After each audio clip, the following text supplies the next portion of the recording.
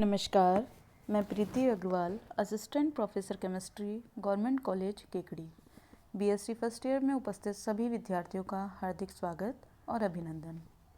बच्चों, हम physical chemistry में सॉल्यूशन पढ़ रहे हैं। सॉल्यूशन में आपने लास्ट डे पढ़ा डिप्रेशन इन फ्रीजिंग पॉइंट। इससे पहले आप कॉलिगेटिव प्रॉपर्टीज़ में osmotic pressure, lowering of vapour pressure, elevation of boiling point पढ़ चुके थे।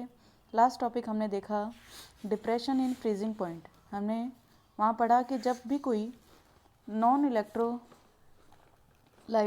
और वोलेटाइल सॉल्यूट सॉल्वेंट में डिज़ोल्व करते हैं तो सॉल्यूशन का वेपर प्रेशर कम होने से सॉल्यूशन सॉल्वेंट से कम टेम्परेचर पर जमता है और मेल्टिंग पॉइंट में जो डिफरेंस आता है उसको हम कहते हैं डिप्रेशन ऑफ फ्रीजिंग पॉइंट। उसके बाद नेक्स्ट टॉपिक है abnormal values of colligative properties. हम पढ़ चुके हैं कि osmotic pressure, vapour pressure depression, elevation of boiling point और डिप्रेशन इन फ्रीजिंग पॉइंट सभी कॉलिगेटिव प्रॉपर्टीज़ हैं, अर्थात ये सभी सॉल्यूशन में उपस्थित विलेय के कणों की संख्या पर डिपेंड करती हैं। अब यदि कोई सॉल्यूट नॉन इलेक्ट्रोलाइट है, अर्थात उसको सॉल्वेंट में डिज़ोल्व करने पर उसके नंबर ऑफ पार्टिकल्स में किसी तरह का कोई डिफरेंस नहीं आता, तो इस प्रकार के सॉल्यूशंस के लिए प्राप्त कॉलिगेटिव प्रॉपर्टीज़ की वैल्यू कहलाती हैं थ्योरेटिकल वैल्यूज़। अर्थात नॉन इलेक्ट्रोलाइट सॉल्यूशन में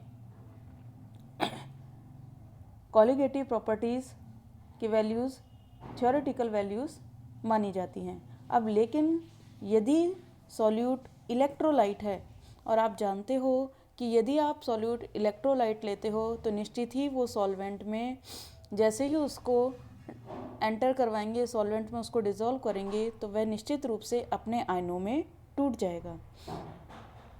तो जब सॉल्यूट इलेक्ट्रोलाइट है तो सॉल्यूबल करने पर वह एक मॉलिक्यूल में न रहकर एक से अधिक पार्टिकल्स में डिसोसिएट हो जाता है, टूट जाता है और विलेय कणों की कुल संख्या सॉल्यूशन में सामान्य से अधिक हो जाती है या कहें थ्योरेटिकल वैल्यूज़ में चेंज आ जाता है।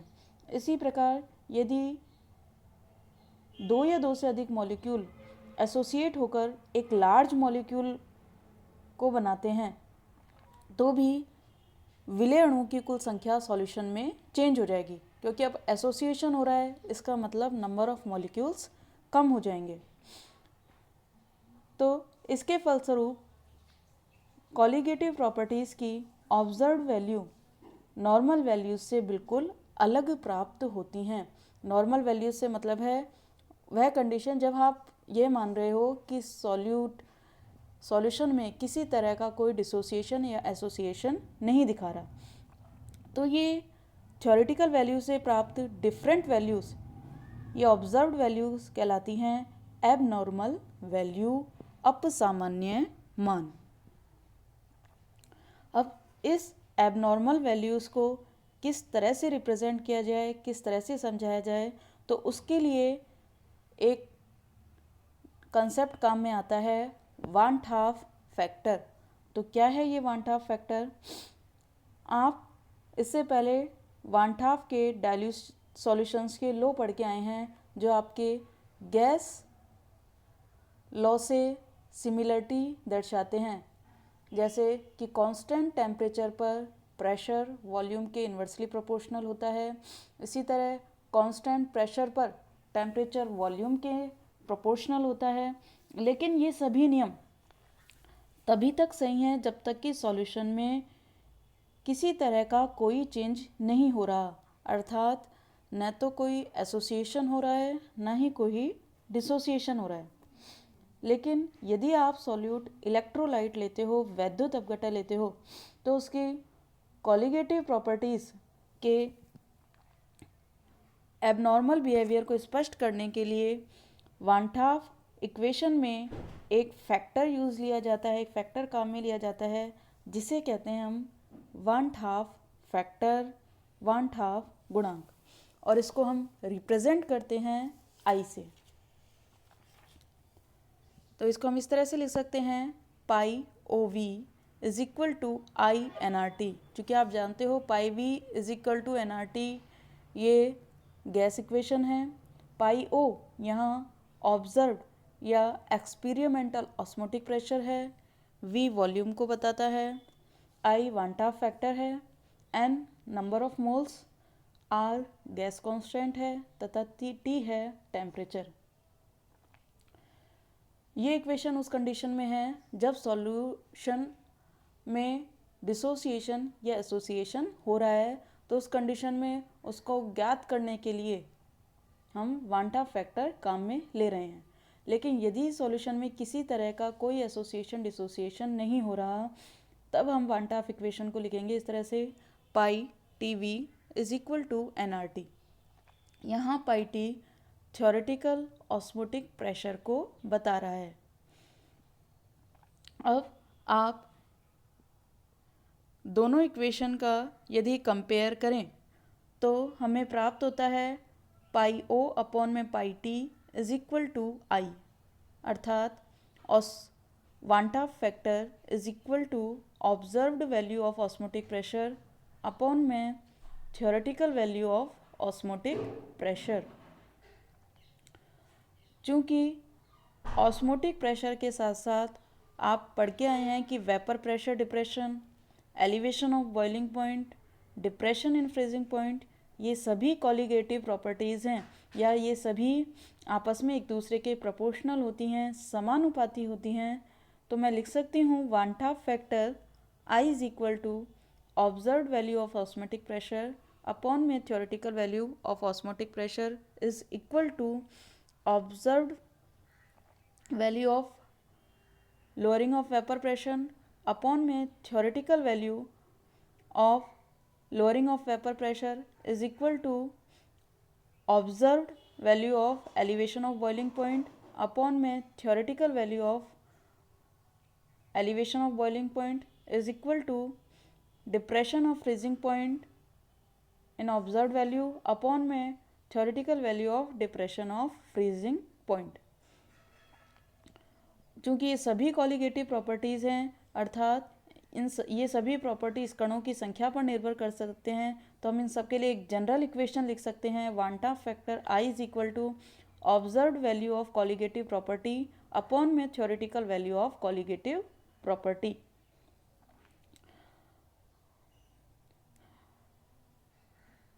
यहाँ एक चीज़ ध्यान रखना, आप जानते हो कि कॉलिगेटिव प्रॉपर्टीज़ मॉलिक्यूलर वेट के, सॉल्यूट के मॉलिक्यूलर वेट के इन्वर्सली प्रोपोर्शनल होती हैं।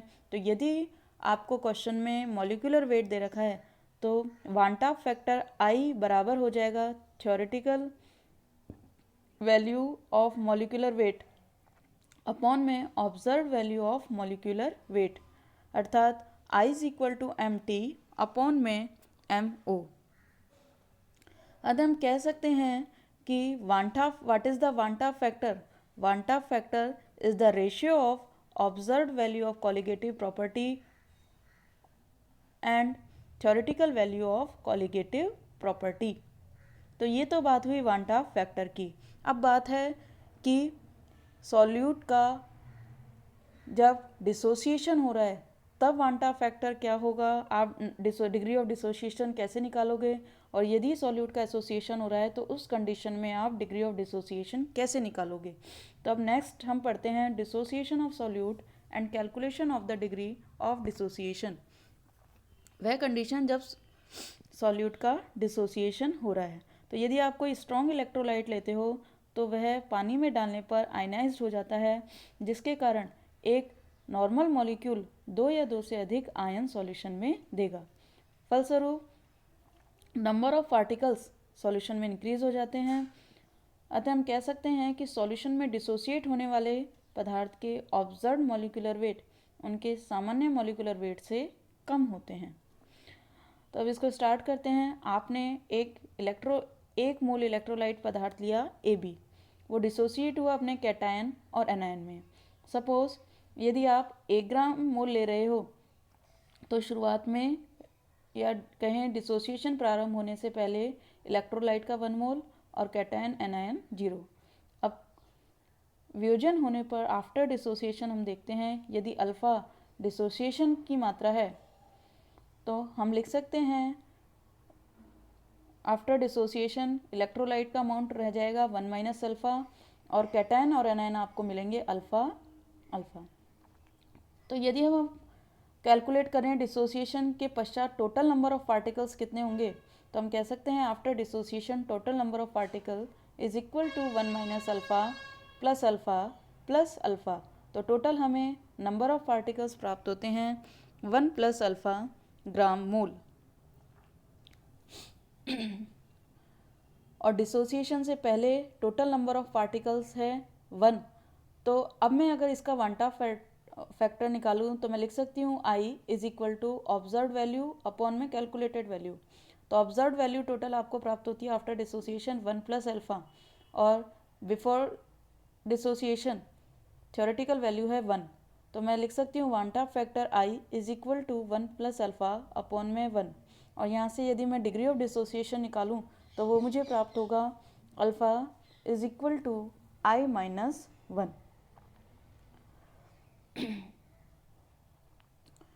तो ये तो बात हुई वांटा फैक्टर की। यहाँ हमने इलेक्ट्रोलाइट लिया 1 मोल और यदि अब मैं इलेक्ट्रोलाइट 1 मोल की जगह m मोल लेती हूँ और डिसोसिएशन पर मुझे नंबर ऑफ आयन मिल रहे हैं n, तो डिसोसिएशन के बाद टोटल नंबर ऑफ पार्टिकल्स होंगे अनडिसोसिएट इलेक्ट्रोलाइट्स के मॉलिक्यूल्स की संख्या प्लस नंबर ऑफ आयन। तो मैं यहाँ लिख सकती हूँ बराबर m1 minus alpha plus mn alpha. अच्छा, आप इस तरह से समझ सकते हैं जो ऊपर जो इक्वेशन दे रखी है आपने उसमें 1 मोल की जगह लिया m मोल। तो आफ्टर डिसोसिएशन इलेक्ट्रोलाइट का अमाउंट रह जाएगा m1 माइनस अल्फ़ा। और चूँकि आप m मोल ले रहे हो तो नंबर ऑफ आयन आपने बताए हैं n से, तो हम उनको लिख सकते हैं टोटल नंबर ऑफ आयन होंगे mn अल्फ़ा। अब इस आफ्टर डिसोसिएशन अगर हम total number of particles calculate करें तो हमें प्राप्त होते हैं वो m1 minus alpha plus mn alpha. अब इससे हम अगर वांटा फैक्टर निकालें तो मैं लिख सकती हूँ I is equal to m1 minus alpha plus mn alpha upon में m, क्योंकि शुरुआत में आप ले रहे हो m मोल। तो इससे मुझे फाइनली जो डिग्री ऑफ डिसोसिएशन मिलेगा वो मिलेगा alpha is equal to I minus 1 upon में n माइनस 1। यहाँ I वांटा फैक्टर को बताता है और n बता रहा है नंबर ऑफ आयन को। तो ये बात हुई जब सॉल्यूट का डिसोसिएशन हो रहा है तो उस कंडीशन में वांटा फैक्टर क्या होगा और डिग्री ऑफ डिसोसिएशन क्या होगा। तो हम कह सकते हैं, आप इस इक्वेशन से इतना अनुमान लगा सकते हैं कि डिसोसिएशन यदि होता है तो I की वैल्यू हमेशा 1 से ज़्यादा आएगी क्योंकि नंबर ऑफ पार्टिकल्स इंक्रीज हो जाते हैं। उसके बाद नेक्स्ट है हमारा association of solute molecules and calculation of degree of association. अब बहुत से ऑर्गेनिक मटेरियल्स ऑर्गेनिक सॉल्वेंट में डिसोसिएट न होकर एसोसिएट हो जाते हैं, अर्थात संगुणित हो जाते हैं। जैसे आप देखते हो अगर पानी में आप एसिटिक एसिड डालते हो तो आप पढ़ के आए हो कि पानी में एसिटिक एसिड का हमें डबल मॉलिक्यूलर वेट मिलता है। इसका कारण क्या था कि हाइड्रोजन बॉन्डिंग हो जाती है एसिटिक एसिड में, जिसके कारण उसका मॉलिक्यूलर वेट हमें डबल प्राप्त होता है, अर्थात उसका एसोसिएशन हो गया। इसी तरह बेंजोइक एसिड बेंजीन में एसोसिएशन दिखाता है, फिनॉल बेंजीन में दिखाता है। तो ऐसी कंडीशन में नंबर ऑफ सॉल्यूट पार्टिकल्स की संख्या नॉर्मल वैल्यू से कम हो जाती है और मॉलिक्यूलर वेट अधिक हो जाता है ऑब्जर्व वैल्यू से। तो यदि हम सपोज करें आप कोई सॉल्यूट ले रहे हो A और उसके n मॉलिक्यूल सॉल्यूशन में एसोसिएट होकर एक बड़ा लार्ज मॉलिक्यूल फॉर्म करते हैं और बना लेते हैं AN। तो यदि इसमें डिग्री ऑफ एसोसिएशन अल्फ़ा है तो मैं लिख सकती हूँ प्रारंभ में यदि आपने 1 मोल लिया है तो प्रारंभ में A के 1 मोल, उसके बाद after association number of mole of electrolyte 1 minus alpha और AN के होंगे अल्फ़ा अपॉन N। तो total number of non associated molecules होगा आपका 1 माइनस अल्फ़ा, क्योंकि केवल 1 माइनस अल्फ़ा है जो बचा हुआ है, अल्फ़ा अपॉन N वो एसोसिएट हो चुका है। तो संगुणित अणुओं की संख्या total number of associated particles कितनी रही, अल्फ़ा अपॉन N। तो after association total number of particles क्या होंगे, 1 minus alpha plus alpha upon N। तो यहाँ से अगर मैं वांटा फैक्टर निकालूं तो वांटा फैक्टर मुझे प्राप्त होता है I is equal to 1 minus alpha plus alpha upon N upon में 1, अर्थात observed value of solute particles upon में थ्योरेटिकल वैल्यू। और आपको ऑब्जर्व्ड वैल्यू आफ्टर एसोसिएशन मिलती है 1 minus alpha plus alpha upon N। अब यहाँ से यदि हम डिग्री ऑफ एसोसिएशन निकालें तो वो मुझे प्राप्त होगा alpha is equal to N 1 minus I upon में N माइनस 1।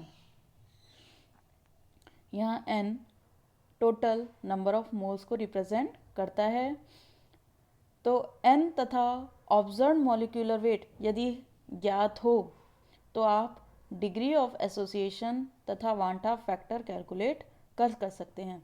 और क्योंकि एसोसिएशन में नंबर ऑफ मॉलिक्यूल्स कम हो जाते हैं तो इसलिए इसमें वांटा फैक्टर का मान 1 से कम आता है। तो ये बात हुई एबनॉर्मल वैल्यूज़ की कि वांटा फैक्टर आफ्टर डिसोसिएशन और आफ्टर एसोसिएशन कितना होगा। आज आपका ये चैप्टर कंप्लीट होता है। अगर इसमें कोई भी क्वेरीज हो तो आप पूछ सकते हैं। तो आज के लिए बस इतना ही, धन्यवाद।